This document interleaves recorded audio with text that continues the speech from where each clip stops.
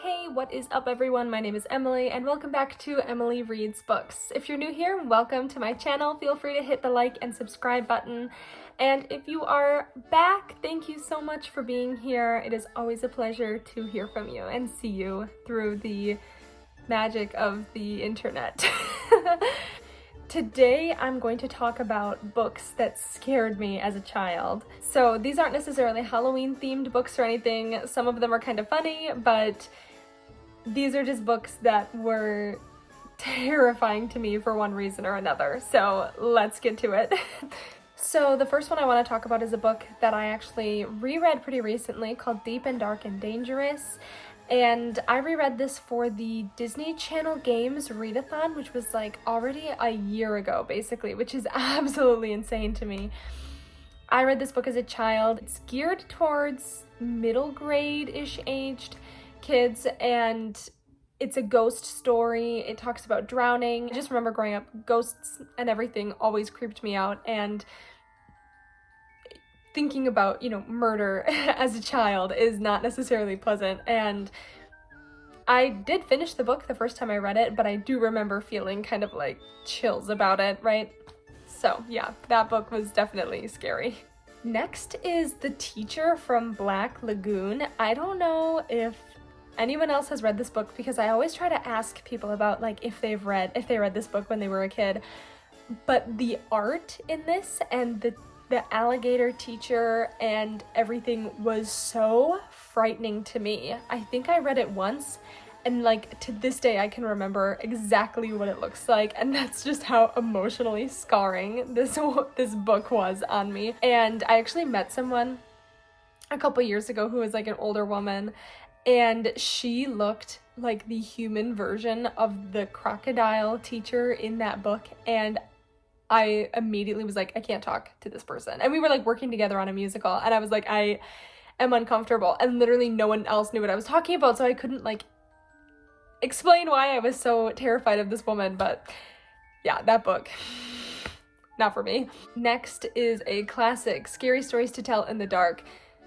I don't think I read through every single story in this book because I was so terrified. And if you haven't read this book and you like creepy stories that are geared at children, some of them are funny.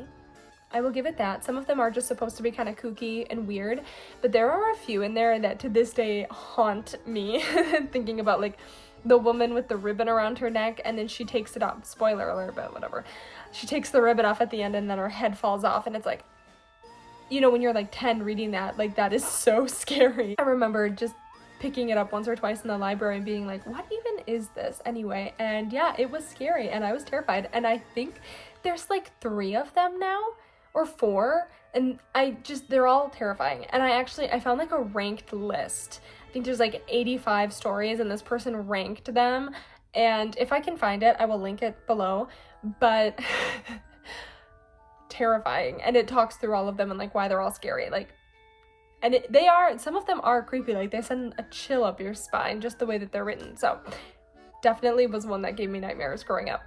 The next one, funny enough, is The Cat in the Hat. Now, it's not the content of the story that scared me, it was the cat, the drawing of the cat.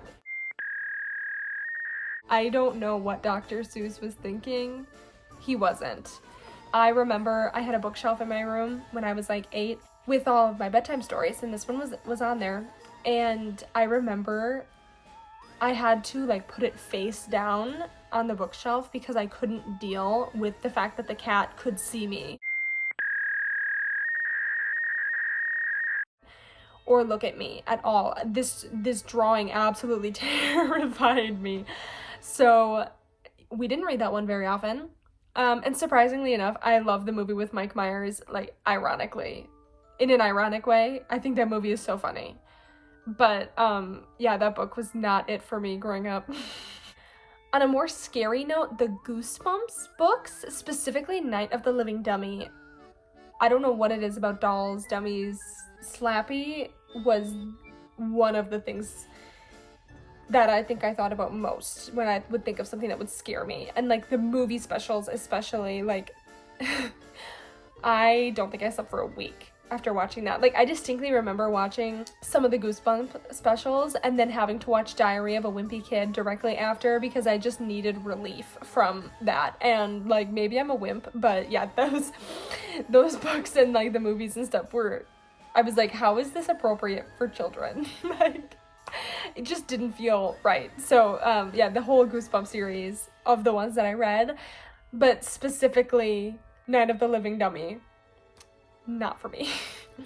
Another funny note, and this is sometimes like my fun fact when people ask me things about myself, if I remember it, is that the book Little Bunny Foo Foo, and people laugh at me every time I talk about this, but it's true. Here's the thing, I think it was the art again. Same thing with The Cat in the Hat. So I don't know what it is about me. And the song, we used to have like an audiobook that would go with it, and I think maybe it had something to do with that too, but just everything combined, this book terrified me. And like, my brothers would sing it to me in a creepy way to like freak me out, and I would cry and go to my mom. And maybe I was just a wimp as a kid.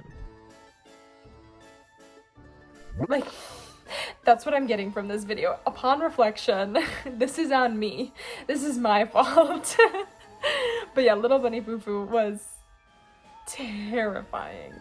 And last but not least, this book is to this day probably one of my favorite thriller horror books, and it's Coraline by Neil Gaiman. This book is so good, but reading it as a kid was absolutely terrifying. Like, I don't know if like other people had fears about like their parents getting switched out with like evil people or anything like that, but this book brings like all of those nightmares to reality, and it is terrifying.